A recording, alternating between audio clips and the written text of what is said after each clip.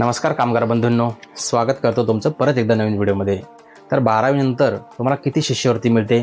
तर 12वी नंतर तुम्हाला तब्बल 70,000 रुपयाची शिष्यवृत्ती मिळणार आहे। तर ती कशी?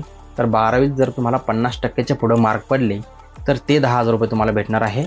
आणि नंतर फर्स्ट इयर, सेकंड इयर आणि थर्ड इयर तुमचं कॉमर्स असेल, आर्ट असेल किंवा मग सायन्स असेल तर प्रत्येकी 20,000 रुपये म्हणजे एकूण टोटल 60,000 रुपये तुम्हाला 3 वर्षाची मिळणार आहे।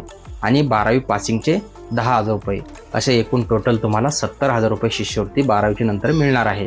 तर त्याला लागणारे डॉक्युमेंट कोणकोणते मित्रांनो? तर चालू वर्षाची बोनाफाईड, फर्स्ट इयरचा ID कार्ड, 12वी पासिंग सर्टिफिकेट 50%च्या पुढचं, आधार कार्ड, राशन कार्ड एवढे डॉक्युमेंट जर तुमच्याकडे असेल तर तुम्ही 70,000 शिष्यवृत्तीसाठी पात्र आहात। तर कसा वाटला व्हिडिओ? चॅनलवर नवीन असाल तर चॅनलला सबस्क्राईब आणि फॉलो करायला मात्र विसरू नका। धन्यवाद।